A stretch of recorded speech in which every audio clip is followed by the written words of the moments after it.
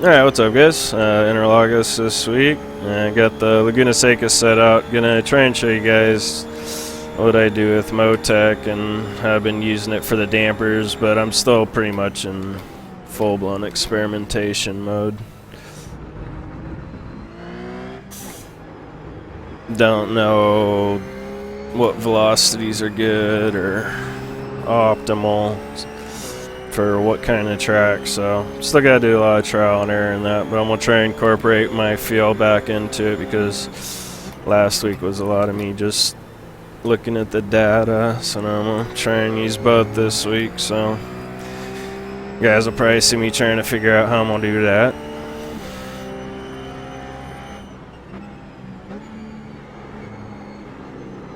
Now I'm just gonna focus on getting warmed up.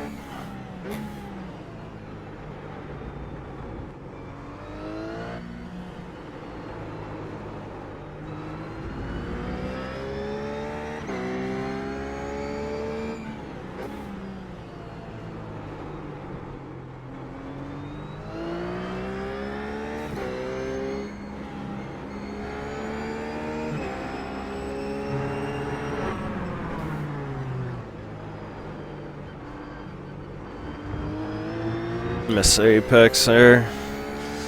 Third gear corner, but car's kind of bogged down, doesn't want to turn.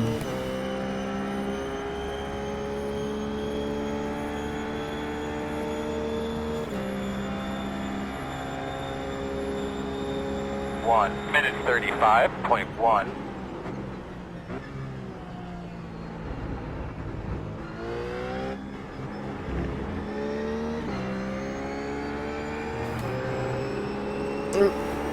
A little loose.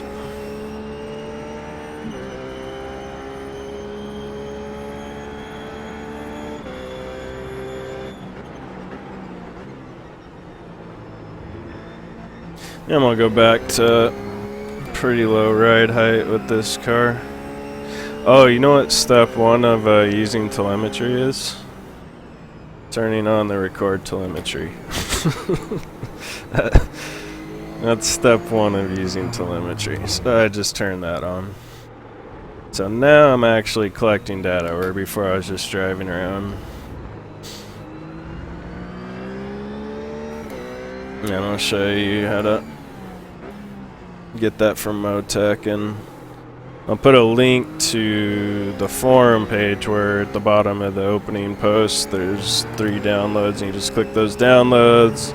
It even comes with like a little PDF startup manual of how to set everything up, and you just follow the instructions, and pretty easy to use. And then use that workbook he gives you, because that's a pretty good workbook. It's got every kind of graph you'd want, I think.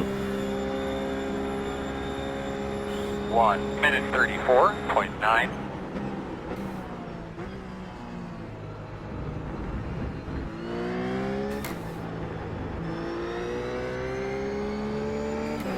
Alright, so it's too loose going around there right there. I think with just lowering the car back to as low as I can and keeping the back around 100 millimeters, should get some stability back, but I'll have to adjust the shocks. So when I lower the car, it'll change the average velocities.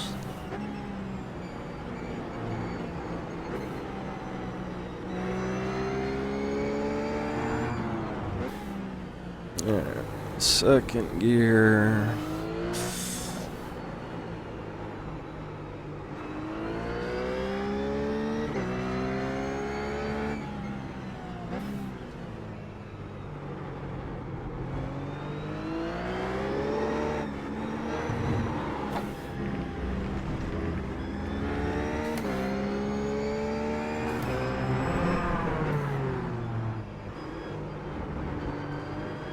Just doesn't really want to turn through the middle of the corner right now.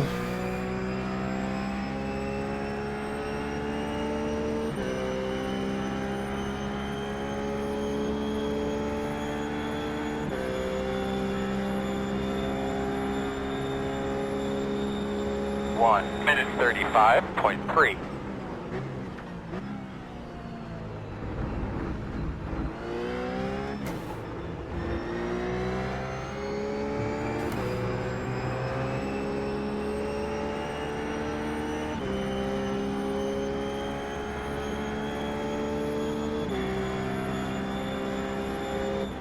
Now just braking at that 100 board seems like a pretty good braking point.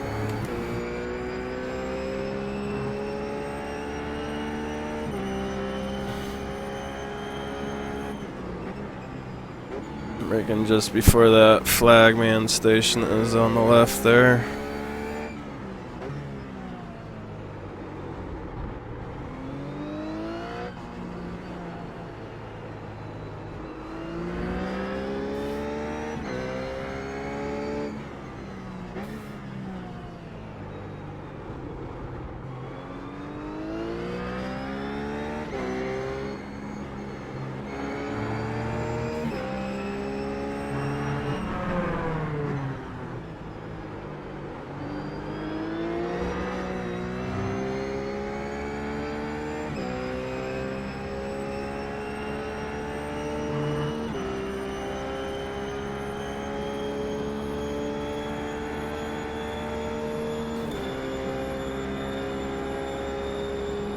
One minute 33.9.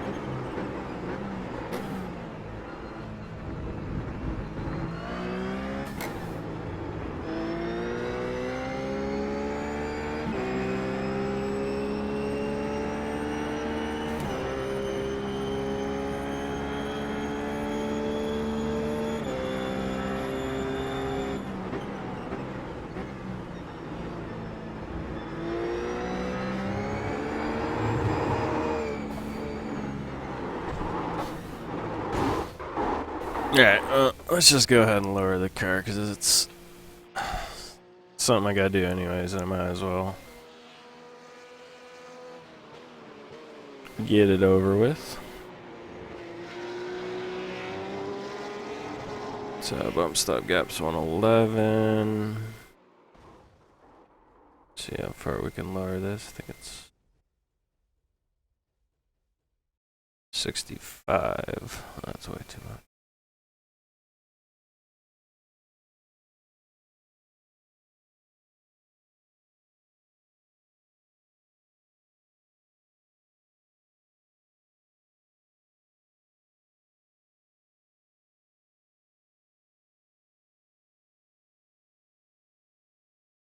Alright.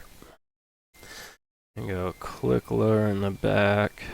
Get it under 101. There we go. So that's pretty much where my ride heights were all last season. So now we're back to that.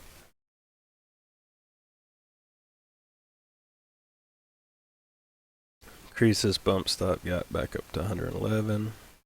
This one was at 122 before, so it pretty much stayed the same. Alright, let's go see what this drives like. Could be a complete nightmare, or could not be too bad.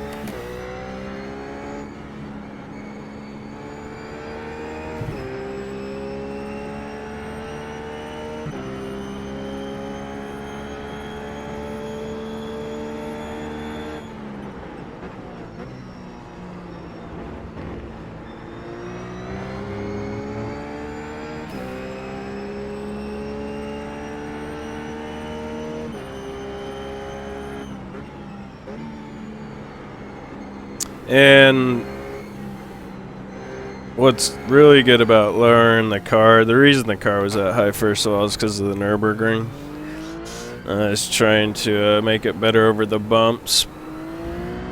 So I was just giving it more travel, and thought I'd just take that into the Sprint series and see how the setup worked. But I think it was making it a little too unstable for some people, so when you lower the car, lower the center of gravity, and what that really does is it doesn't allow as much weight to transfer from side to side or even front to back, because even the whole car is lower front to back. So every time you transfer weight, the higher the car is, the more weight it's going to transfer to the outside. And when it does that, you lose grip. Not all the grip from the left tire gets transferred to the right tire. It's just lost. And how does this feel? Still a little loose. So when you lower the car, when you don't transfer that way, you don't lose it. You don't give yourself the chance to lose it like you would if you had a higher car. So it's one really good thing about lowering the center of gravity. But you can actually lower it too much, and then the car will start doing some wonky things because the suspension geometry is all messed up. And you can do that with the rear of the car, but you can't do it with the front of this car because it won't let you go low enough. But in the rear, you can go too low. So this is a setting that's worked for me. It's 65 millimeters in the front, 100 millimeters in the rear.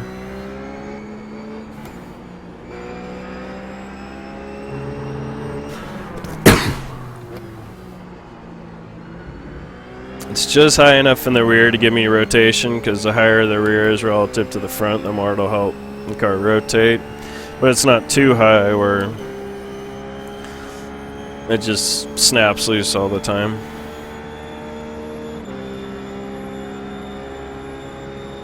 One minute 34.6. Definitely brake deeper in that corner.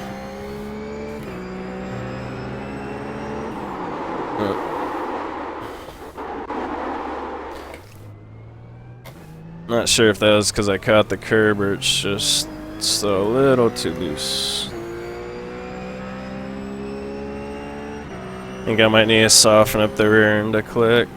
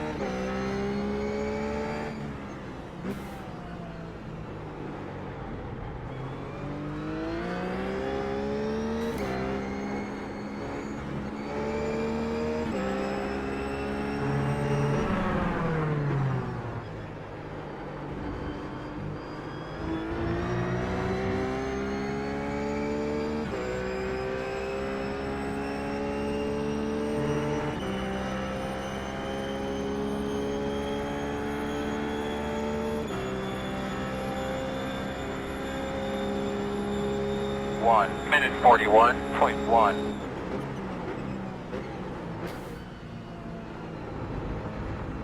Looks like you can almost brake to the 50 board with that first corner. Probably can, actually. It wants to get loose. It wants to spin out there, so I still got to get that rear end to just hook up a little bit better.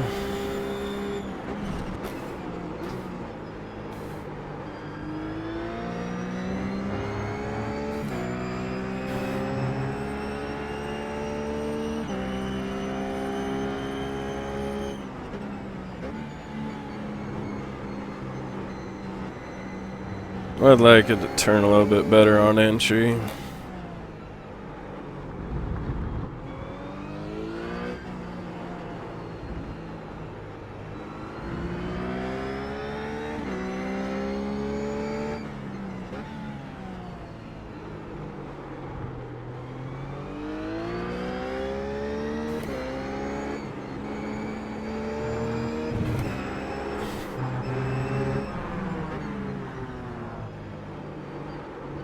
Yeah, I think the rear end's just too stiff right now.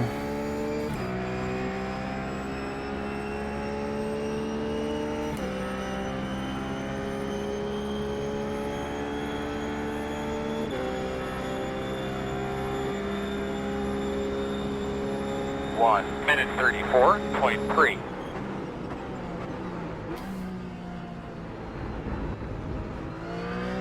A pretty good braking point. That was probably about the 60-meter mark. You definitely shouldn't have to lift going around that corner.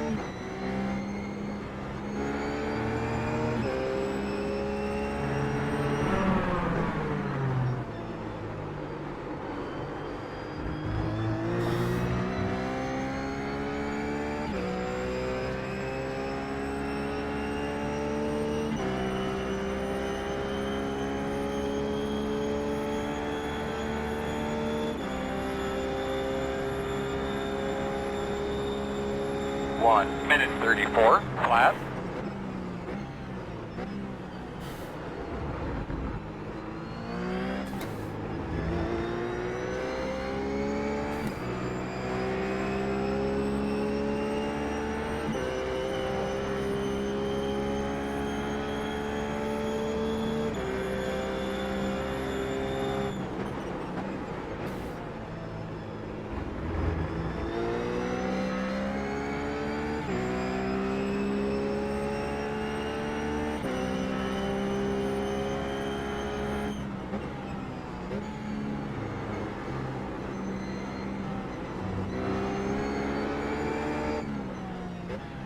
Alright.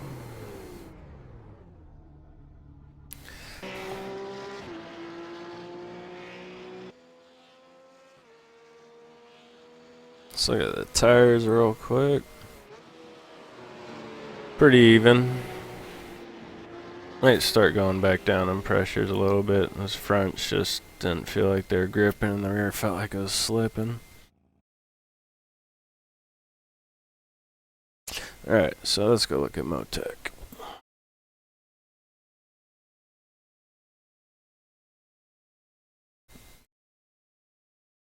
So this is Motec.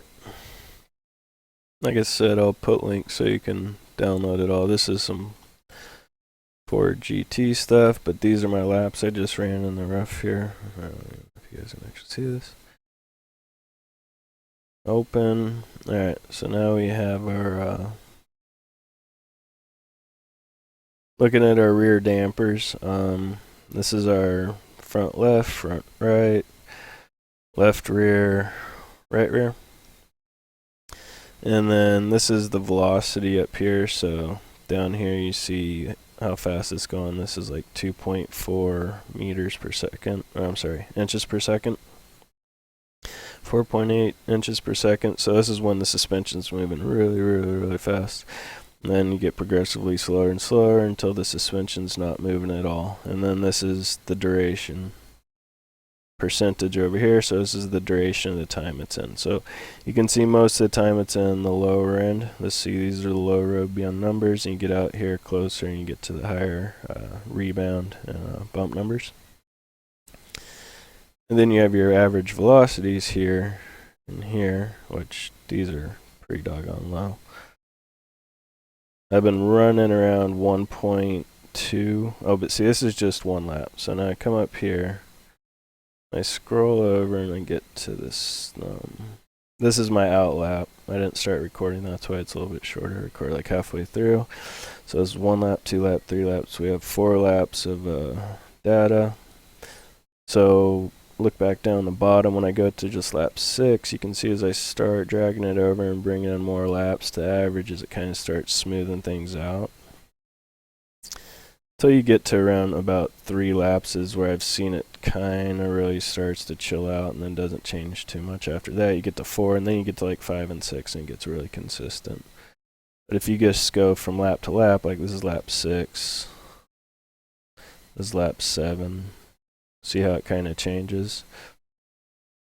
So that's why it's good to do like 4 lap averages, and then you just drag that bar over like that, and then you got the 4 lap averages. So you can see here my bump and my rebound are both even, the average speed. It's 0.96 inches per second, 0.9 inches. I mean, that's perfect.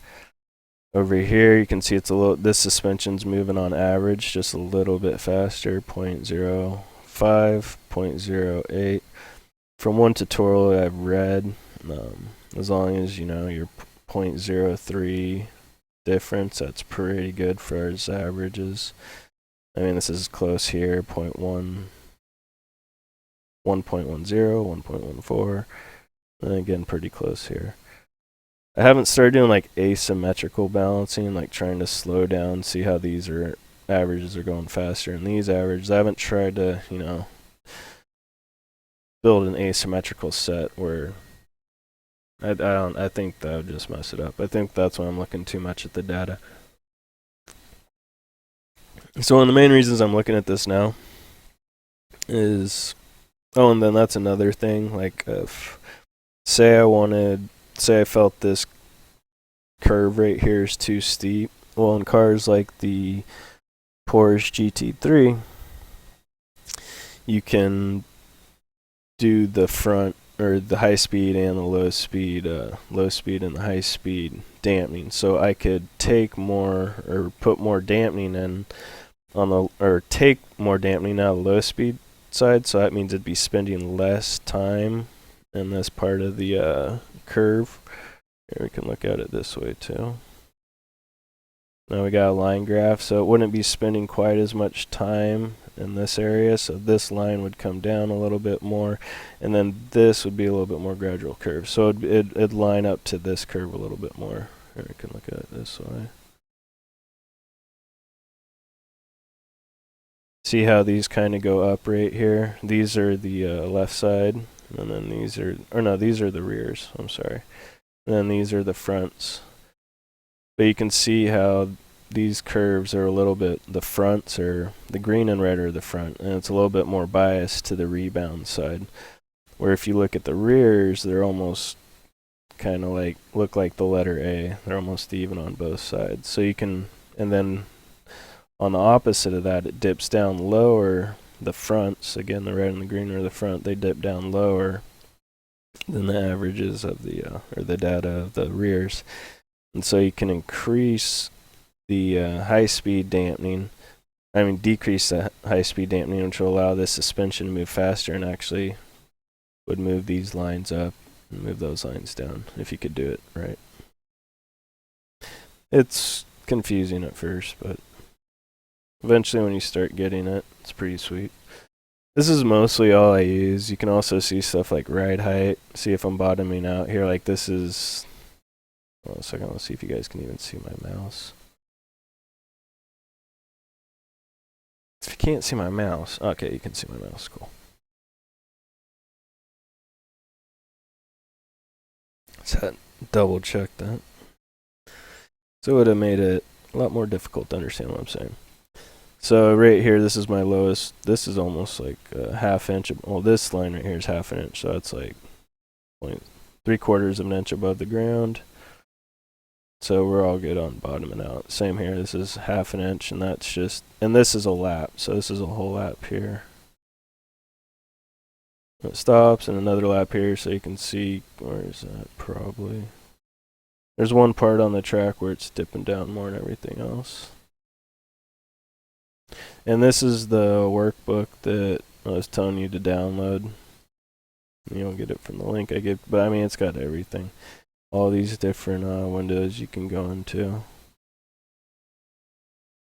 But right now, like I said, I'm mostly using it for suspension. I've been starting to look at tires because you can see on what parts of the track the tires getting used the most. And right here, this is that big, long, sweeping left-hander, and tires are kind of going stupid numbers there. I haven't seen a spike like that till this week.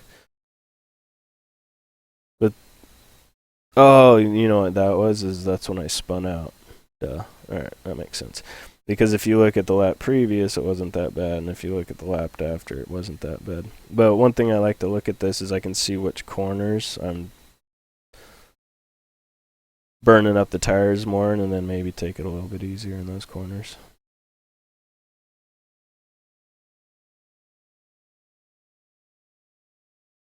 Alright.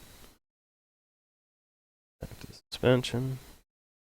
So right now I'm kind of just more or less taking mental note of these numbers because I'm, like I said, I'm still trying to figure out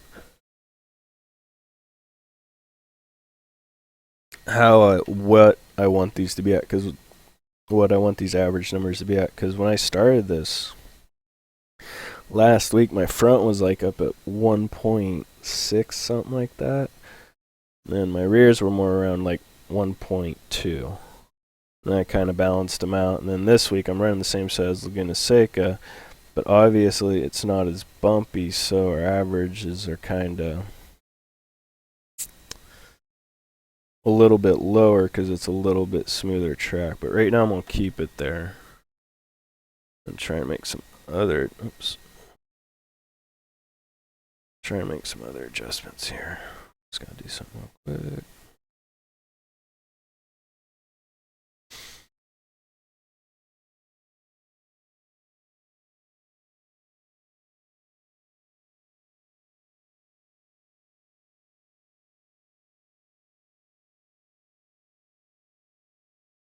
Okay.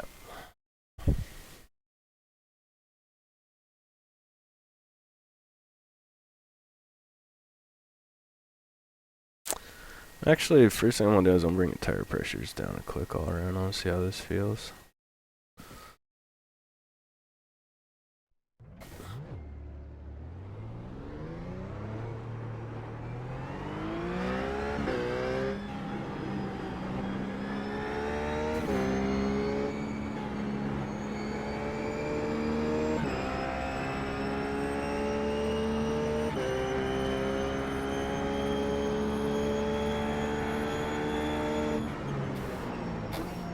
I'm gonna turn my telemetry on.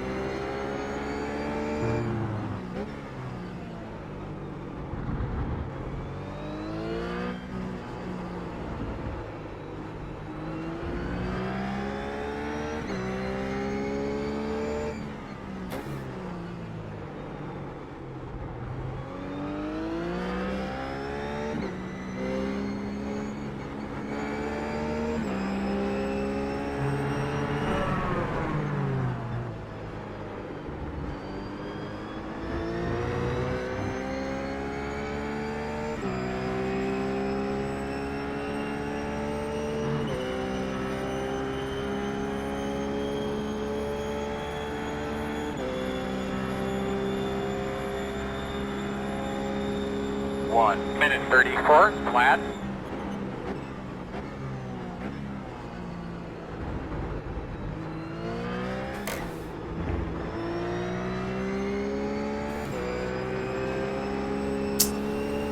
Still hard to flat foot it. You kind of gotta slide it around there.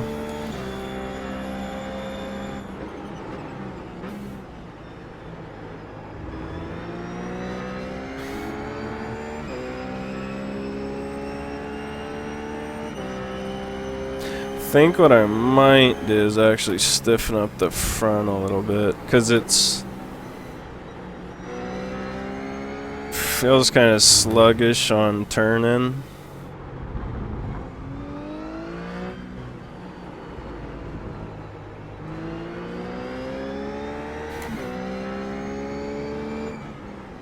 And by stiffening up the front, it'll make it more stiff relative to the rear, which might help the rear grip more. If the front rotates a little bit better.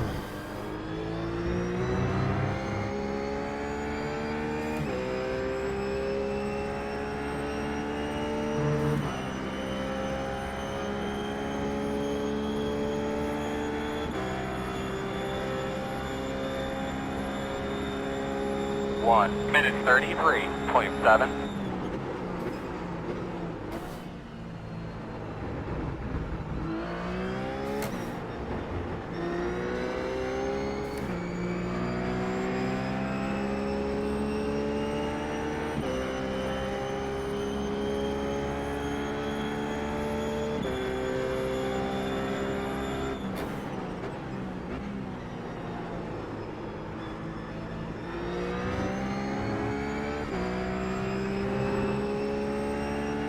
Alright, let's see if we can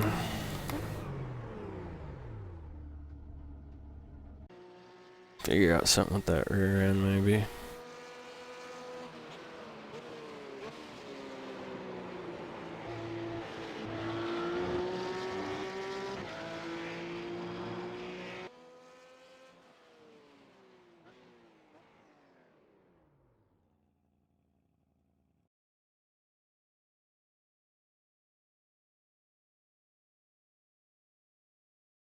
Actually, I want to see what happens when we do this high-speed compression. So, going back to the Motec.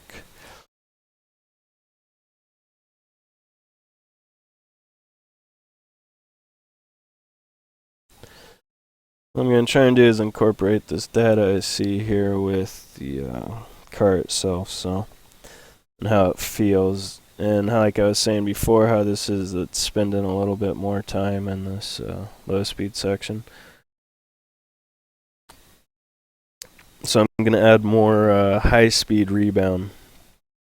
Try and help this balance this curve out or make it look a little bit more like this side of the line bar graph. So high speed rebound.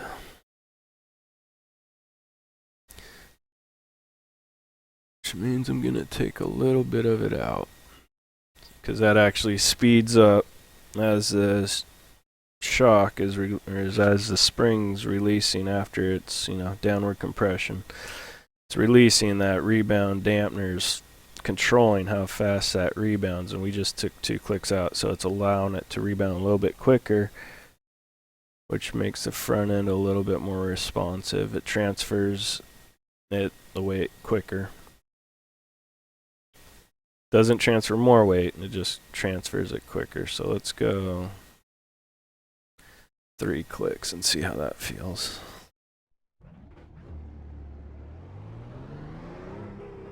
Turn the telemetry on. And in the tutorial I was reading, he said not to count your out laps. I never do. I just turn it on so I don't forget. Then I go back and select like my 4 average laps. I just won't pick the first one without lap. Alright, first test. How does it feel? Not night and day, that's for sure.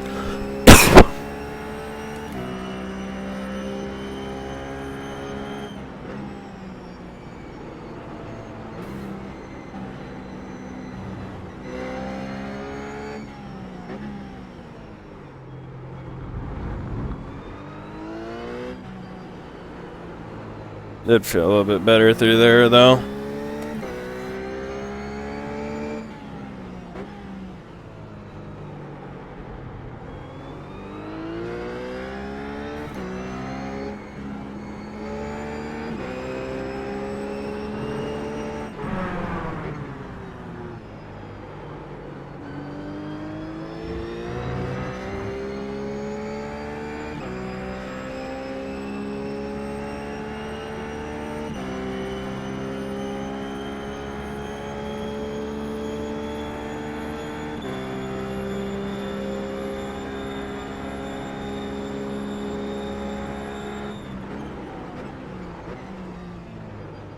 Eesh, wrong gear, aren't I? Yep.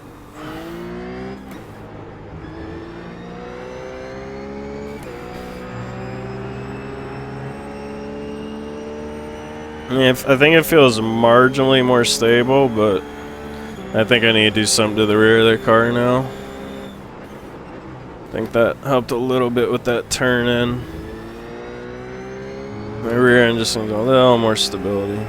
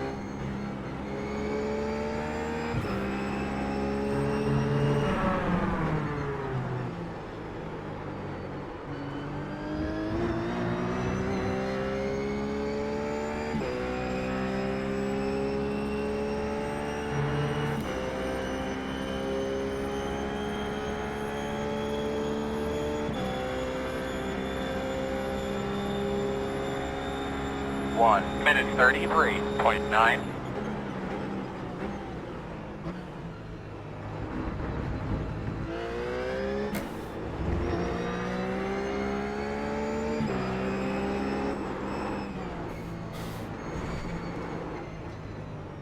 Now we gotta do something to that rear end.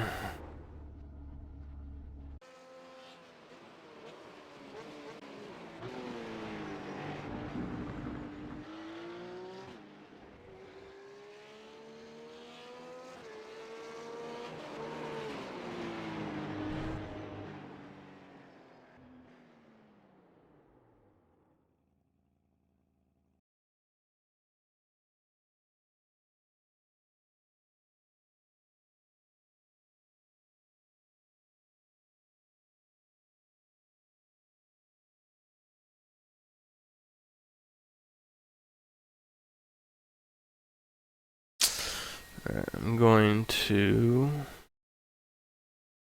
take out 2 clicks, low speed compression dampening. I'm just trying to do that to transfer the weight a little bit slower in the rear. Compression dampening controls the rate at which the springs collapse. So if you have more compression dampening, then the spring's not going to want to collapse it as fast. It's going to have a little bit more resistance, which is actually going to transfer the weight a little bit quicker. So I'm doing the opposite of that. I'm taking a little resistance out, so it's going to make it a little bit more sluggish. Just slow down that rear end a little bit.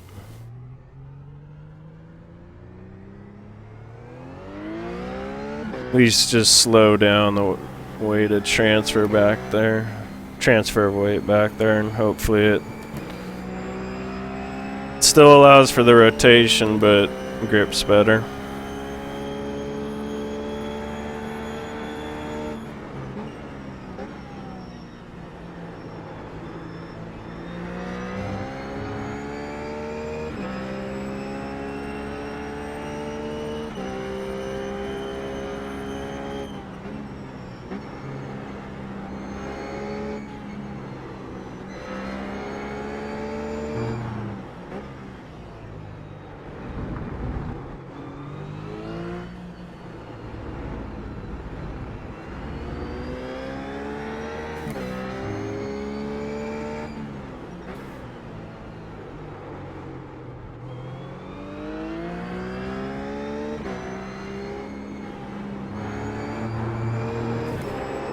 Yeesh.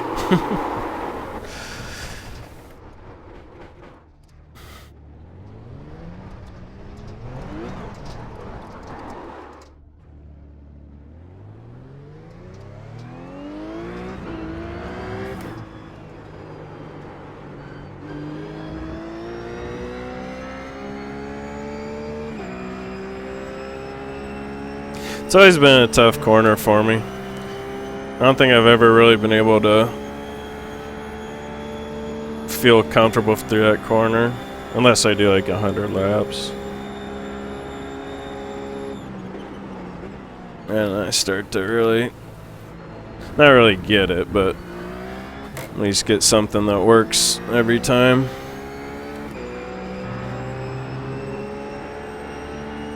Definitely getting better.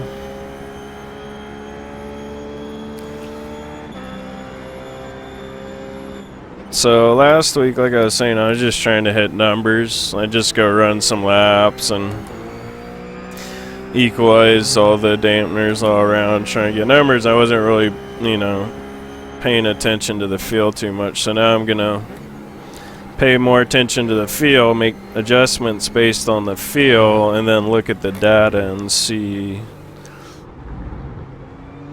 what the data looks like when I feel comfortable. Then I might be able to get a better idea of where I like to have these dampers. Because last week it was just a lot of just trying to understand how to read the graph and all that stuff, and what you want to look for. And I don't even know if making the average velocities as equal as you can for rebound compression is the way to go, but that's what everything said that I've read up on so far, so that's what I'm doing.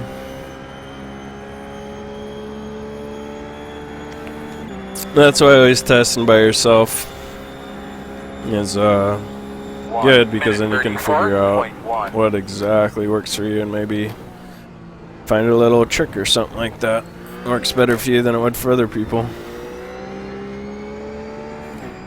I can definitely feel the car's not swinging that weight around as much, and the rear might need to slow that down a little bit more, but I want to run a couple laps and see what the dampers are doing right now. Run about 4 laps and then go look at the data.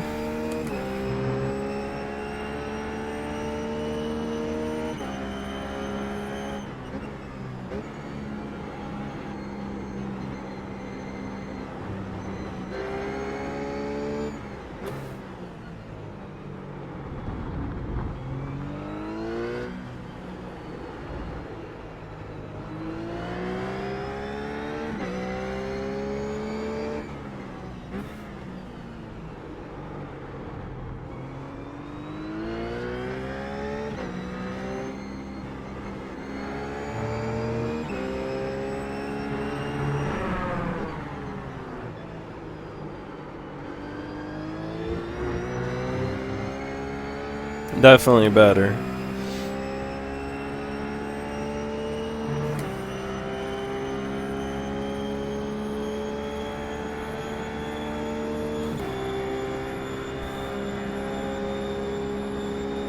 Minute 33.9.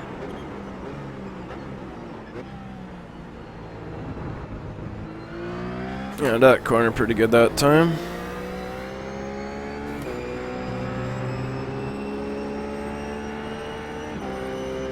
A lot better, but still a little too willing to rotate in the rear end.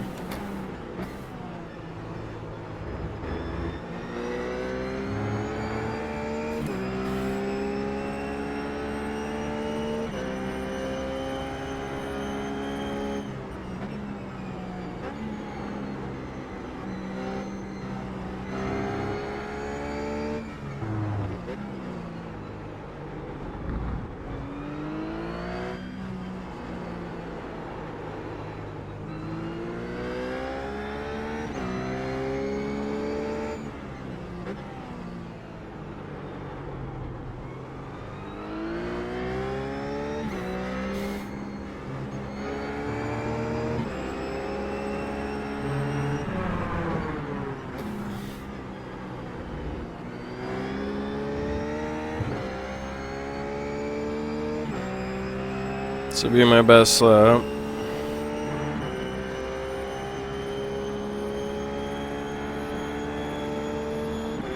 I still got a lot of improvement to do as a driver. 1 minute 33.5.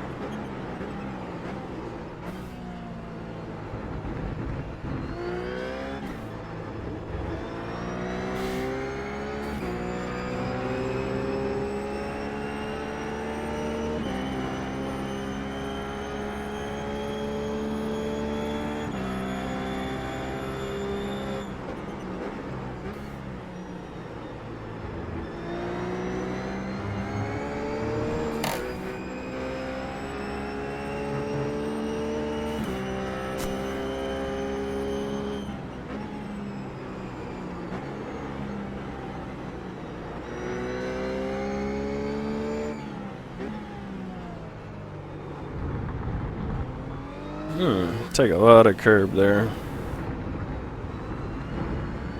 Actually, I did really good on that curb. Usually I don't drive on that curb, but one thing I noticed is since I got the front velocities, damper velocities down, car has been a little bit better over the bumps. It's still got the rough hop, but it's not as bad as it used to be.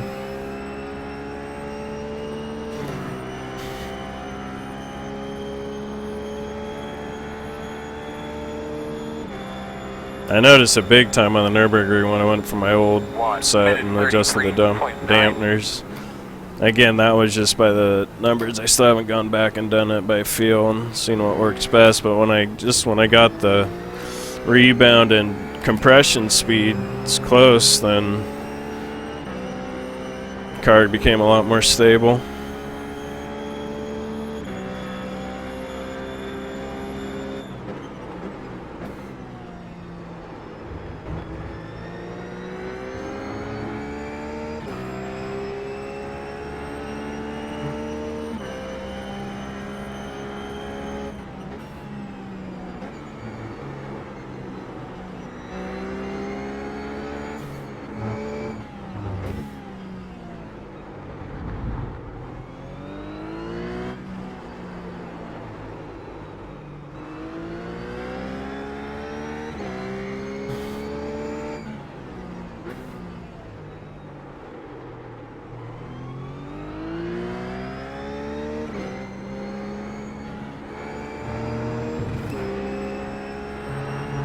I'm really liking the way it's starting to get through there. I was pretty stable.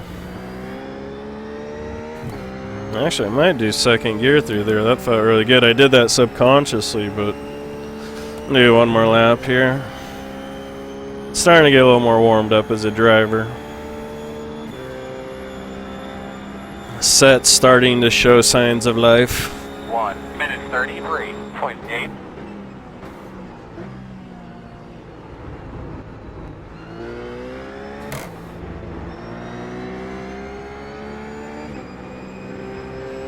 I mean, if you're barely offline there, though, you have to lift because when you turn, you're going to put too much wheel on it. It's going to want to make the rear end come around, so I got to soften up that rear end just a little bit.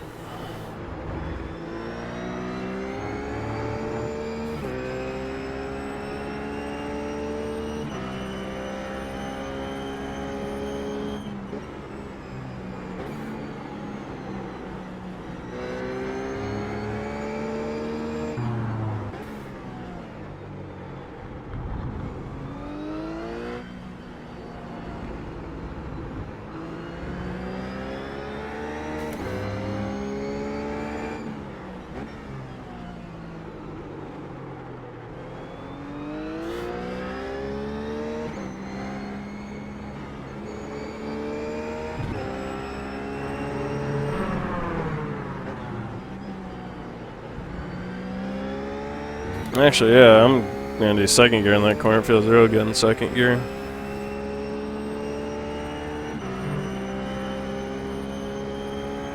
This will be my best lap. Do one more lap. See if I can do another best lap. 1 minute 33.2. Broke way too early. Yeah, never mind. Messed that up. Alright.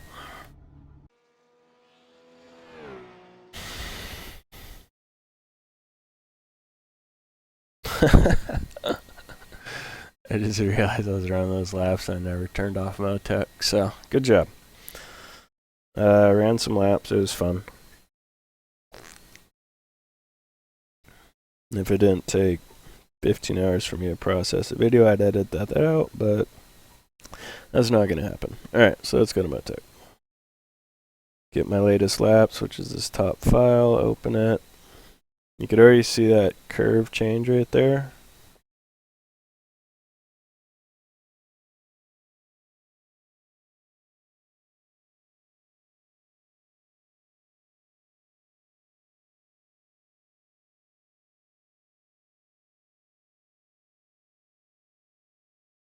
So these are laps I just ran.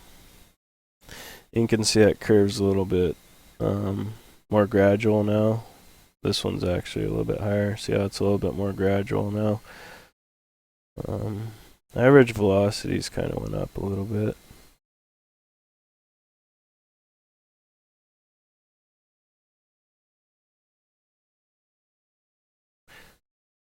I think there is a variation in just how you drive. Like, I haven't figured out what the variation is.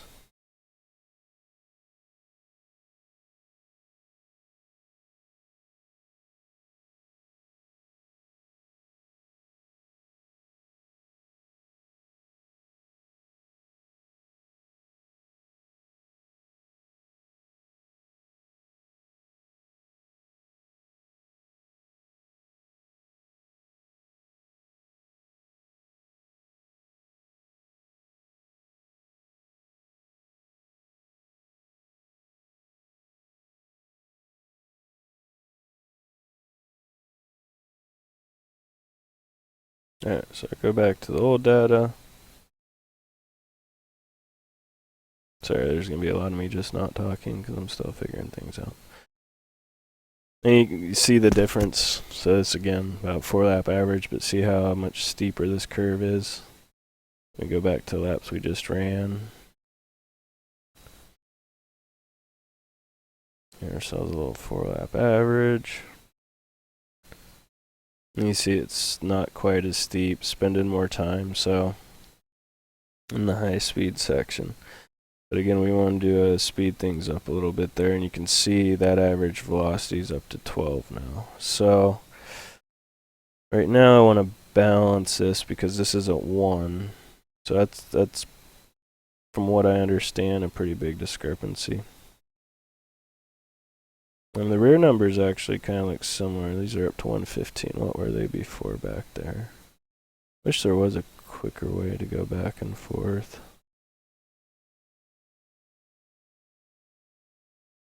If there is, I haven't figured it out yet. Okay, so these are 1.12. So the rear looks like it changed just a little bit.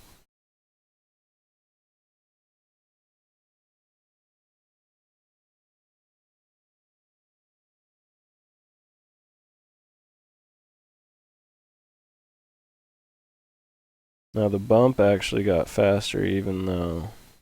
Oh, duh. That makes sense. Because we took some out. So we took some of the bump out, which transfers the weight, or it allows the suspension to just be more supple. I guess I don't know, it's kind of hard to explain what I'm imagining, but when I take that compression out of it, which is this right side here, I'm just trying to make it so when the car shifts weight to that, let's say that big long left-hander, when it shifts weight to that right-hander, as it's shifting over to the right side, it's not coming up onto just like a rigid hard force, it's coming up into something that's kind of cushioning it. And that's what I'm trying to do when I'm taking the compression out of it, and you actually, according to this, speed up the velocities, but maybe that's because it travels more. So these are areas that are still kind of gray to me and where I'm trying to find the middle ground. But first we're going to turn off Motec because, yeah, not do that again. Sorry about that. Now, going back to the garage. I want to slow down the rear a little bit more. And we'll take a little bit more compression out of it. And on my monitor, I'm just looking at that. On my fourth monitor, I'm looking at Motech real quick to figure out. We'll take out one click, so let's go back to Motech and I'll show you guys what I'm looking at. So right now I'm kind of looking at this line right here because I know I'm going to be taking compression out, so I'm looking at this side of the bar graph. Same with over here. This is a pretty good curve. Nice and consistent, not too... See how it's a little bit... And that's what I've noticed with this car, you know, it's got all the weight in the rear, so it's going to have these little bit more gradual curves where the front's a little bit lighter, so I think it's more going to have more of a tendency to have these steeper curves. Just because when you have more weight in something, if the springs are right, it just moves in a smoother fashion. When it's light, you know, that's what you want for a really light suspension. So it can move up and down real fast. But if you have a really heavy like brake and, you know, A-arms and spindle and all that stuff, it's just going to be really slow and sluggish. So that's why I think these curves always look different. So anyways, going back to what I want to do with bump. I think what I'm going to do is take at least one click out of the low speed and the high speed to just keep this curve going the same way it is. But I'm thinking maybe take one extra, just actually take one extra click of low speed to just have this move a little bit quicker. And then what I'm trying to do is get this line to just be a little bit higher here and a little bit lower here. We'll see how that goes.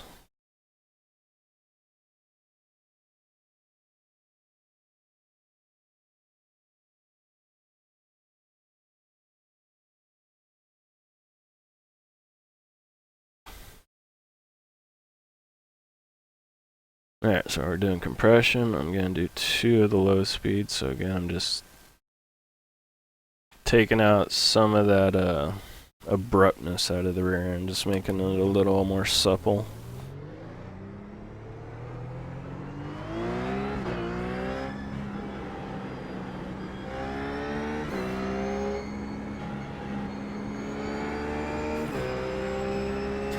And this also has to do with the forward to rear weight transfer too, because I'm getting on the gas when I'm going through that right-hander, and that transfers the weight from the front of the car to the rear of the car. And again, if it's, you know, really rigid back there and you got a lot of compression dampening in there, it's just going to transfer that weight abruptly. But if you take a little bit of that compression dampening out, it's going to make it a little more supple.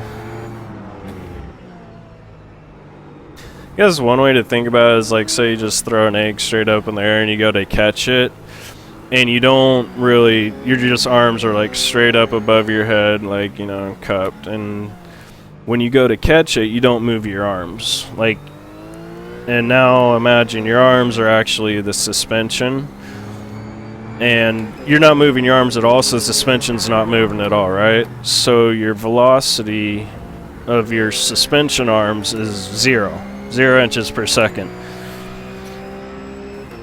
You know, if you move your arms a little bit, then you start getting more inches per second. The faster you bring your arms down to grab that egg, the quicker your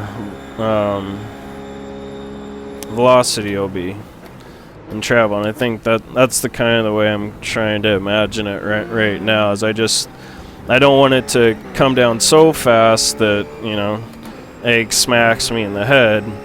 I want it to come down fast enough initially to where, you know, you can grab the egg without breaking it and then slow it down a little bit more.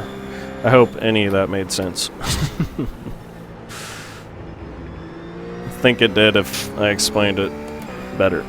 I think it would if I explained it better, but that's how I'm trying to justify what I'm doing right now. Right now, I'm actually going to pay attention to how the car feels. So if anything, bottom line, the rear end should be more stable. Which is how it feels. So that's something I kind of just learned, because one way, and I think one of the reasons I just went off on that little explanations, I was trying to explain it to myself, because how I was thinking about it is before is I wanted to keep slowing down those average velocities, because I was just thinking a slower average velocity means a more controlled suspension, but it can also mean that the suspension is just not even traveling as much and not doing enough work. So now I kind of just reprogrammed, 1:34.2. Thinking about it in a different way than it was before. It ain't easy. A lot of pieces to the puzzle when it comes to suspension. But it's nice when you can, like, interlink them all together and stuff keeps making sense, and you can double check it in other ways to make sure it makes sense.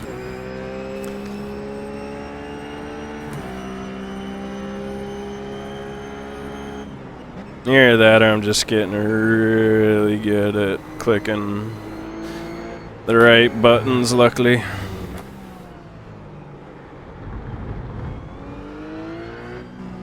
Feels pretty good. It's not ideal. It's definitely becoming more stable.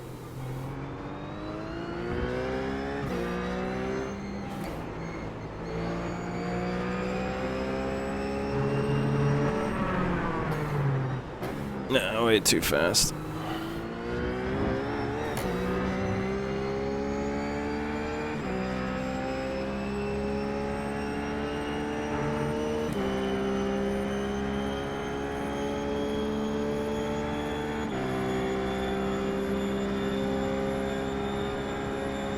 One minute 34.5. That was a good entry on turn 1.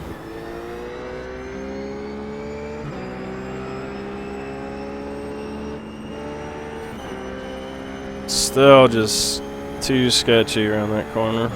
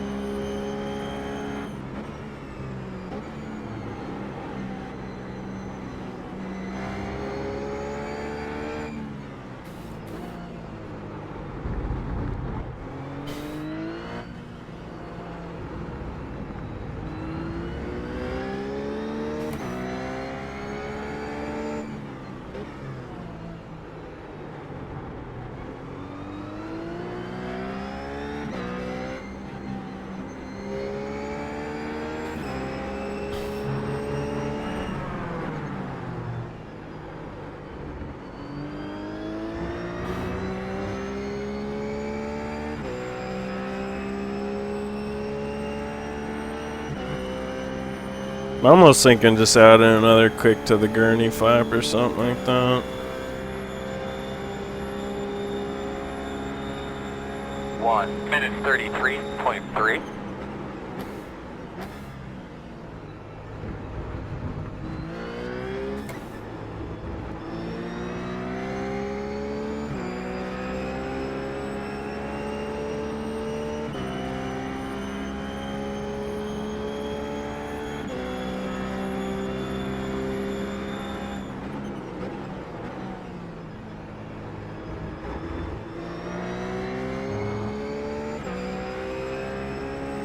Feels pretty doggone good everywhere else except for turn 3.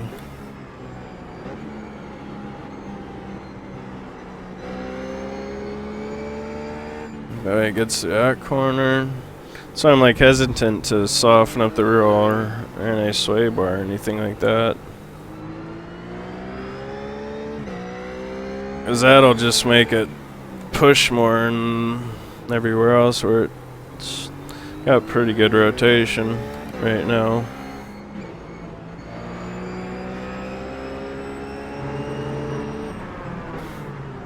That was a little sketchy. I might actually just try and lower it. Ran one more click.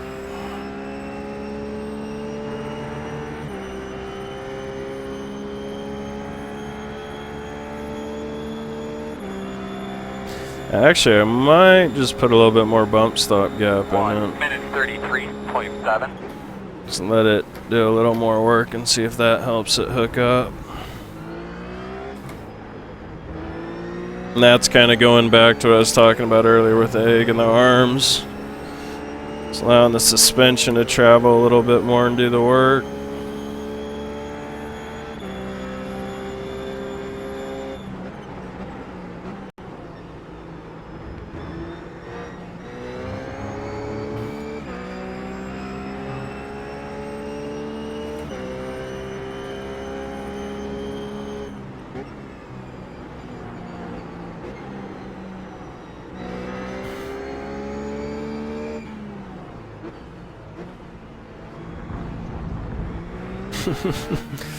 Let's see how far I could cut. That was pretty far.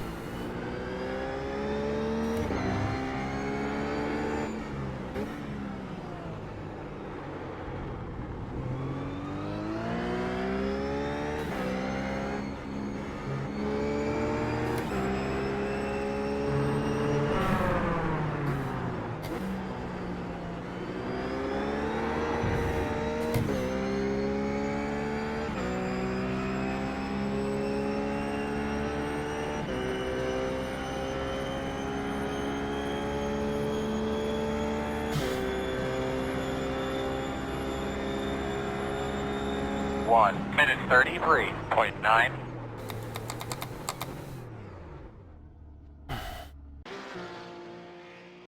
Alright, go look at the data real quick.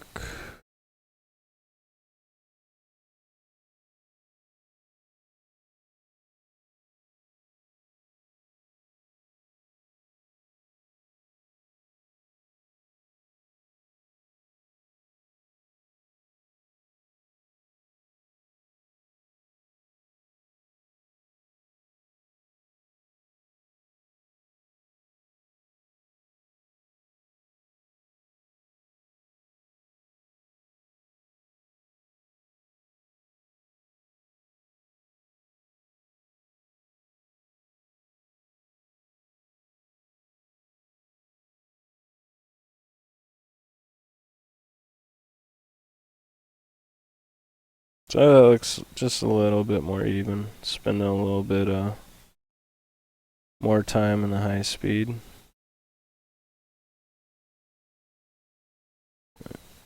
Double check that though.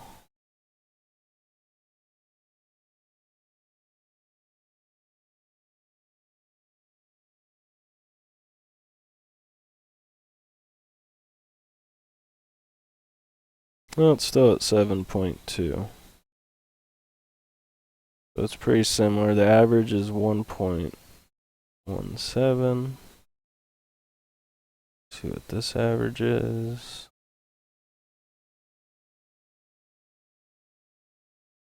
1.14. So didn't really even change much. I think that's somewhere in that. Man, that's, look at that right there. That's huge right there.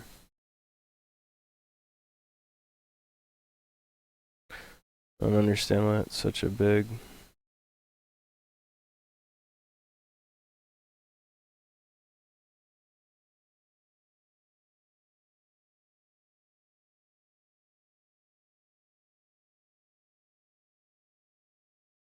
I don't understand why that's such a big difference there.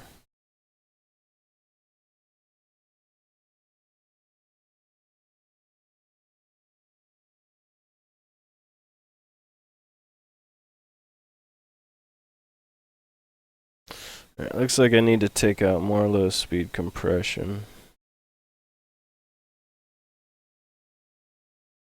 I'll leave the high speed alone right now.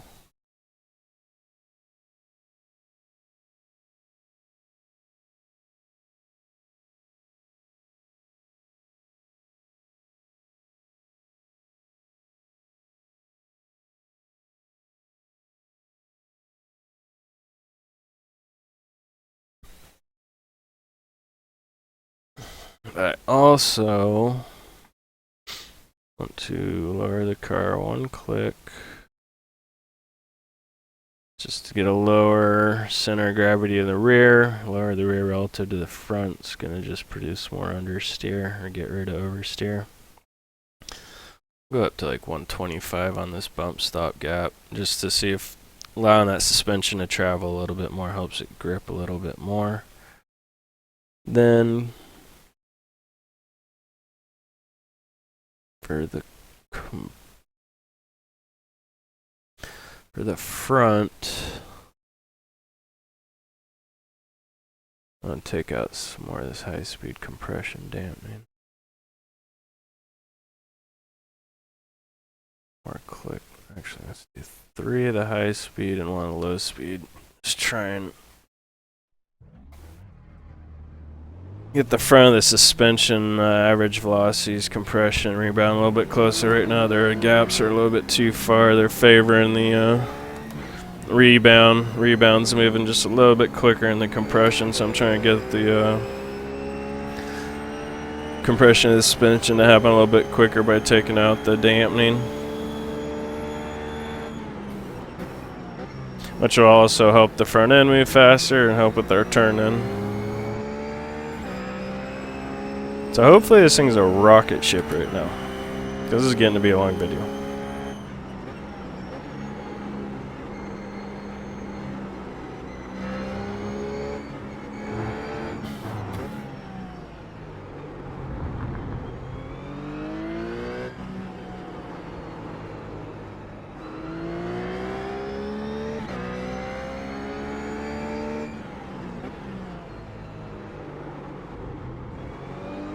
No, it's getting through corners better, that's for sure. Just these high speed corners, I gotta see how it does through those. I think we're definitely in baseline territory now. Put some laps on it, see what it'll do. Make sure I turn my telemetry on.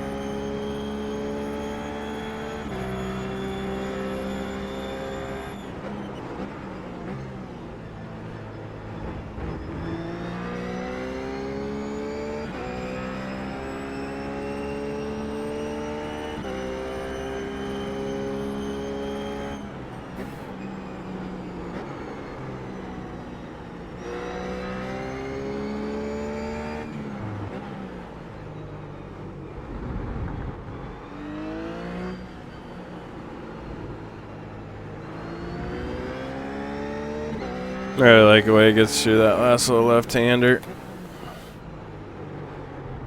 And that corner. It was very in sync with those corners. It was pretty doggone good with that corner too. This corner car's never really feel in sync with, but it did pretty good.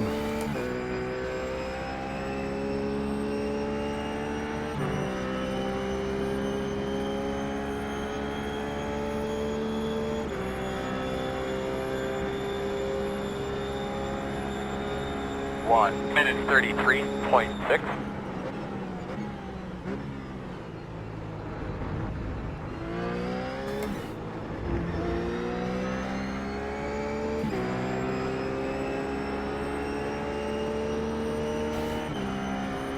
That still ain't easy peasy through there.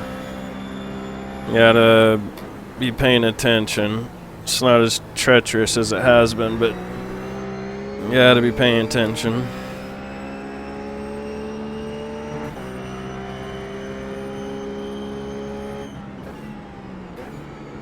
Right now, I guess my suggestion would be lower the rear end a little bit more, add a little wing. If it still feels sketchy to you. I'd try adding one more. I don't know, I just don't want to put any more wing on it. Hesitant to do that right now because the only place you can really pass is that front stretch, and I don't want to give people an advantage there.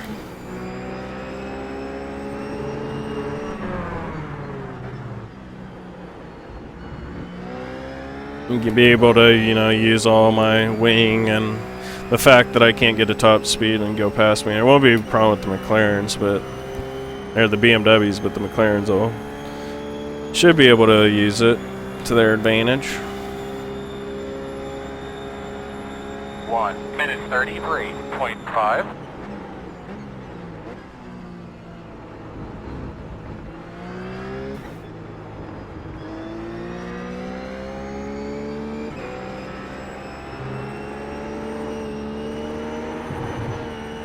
It's close. Not quite there.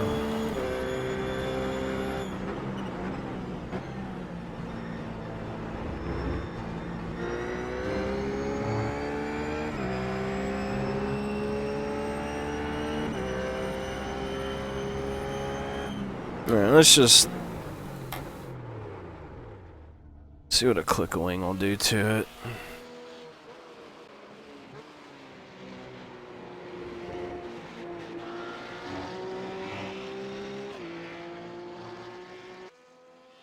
Should I try? Alright, let's do the roll bar first, because I hate putting more wing on a car. Let's see what this feels like. The idea here is softening up the front roll center, or the rear roll center compared to the front roll center. That just means the rear of the car rolls slower, softer, less ridge in the front of the car, and then that will help with grip in the rear, and vice versa. Soften up the front compared to the rear, you'll get more grip in the front. Right now I'm just I'm hoping I don't get too much grip into the rear where the car starts actually understeer. So give a couple laps, see how it is through turn 3. And also be seeing how it is through here, seeing what kind of performance I've lost through these corners. Or maybe I gained some.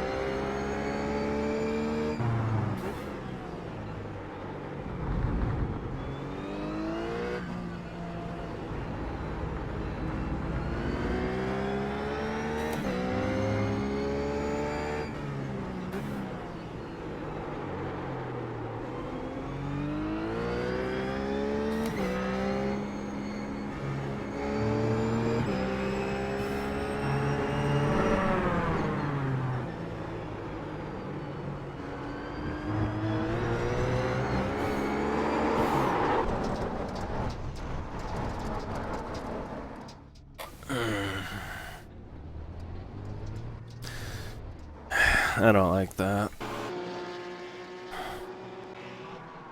Started feeling like jello back there, which is never a good thing.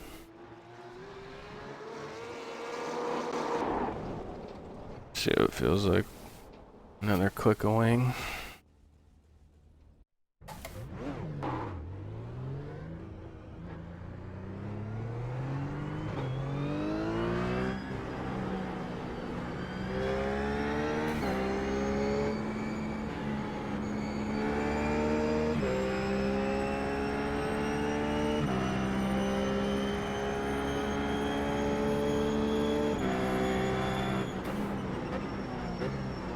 This will be good too, because I have some pretty good straight line speed, so from the other laps I'll be able to see the differential on wing.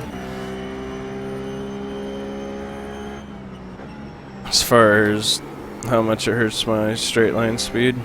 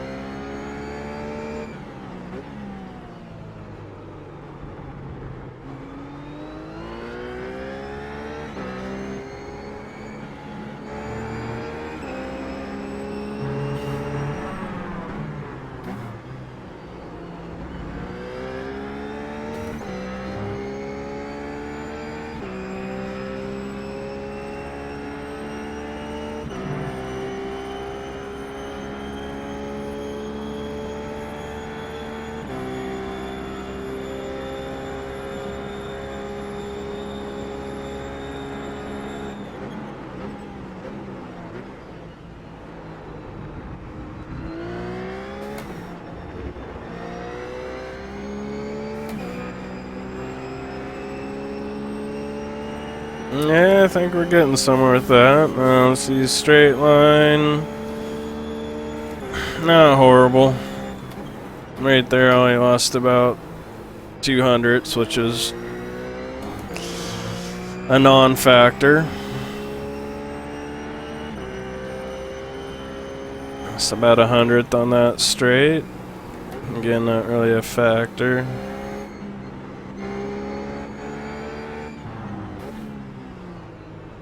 Let's see how much we lose on the front straight. I'm guessing probably about a 1/10.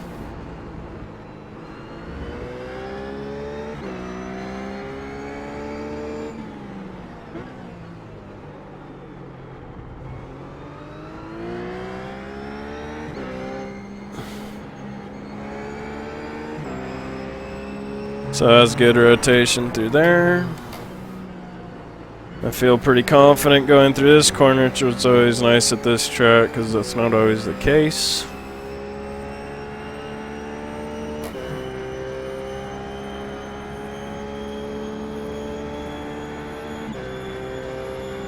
And now we're starting to lose a little bit of time, but again, looks like it's only about 4 or 5 hundredths at the most. So, looks like we're alright as far as adding the more wing on the straight line.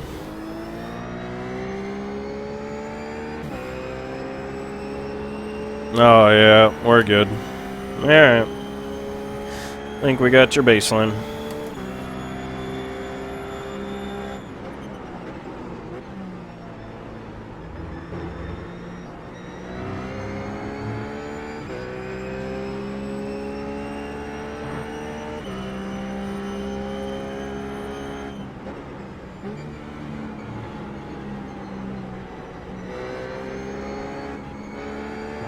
Alright, I think I'm gonna stop the video here. I'm gonna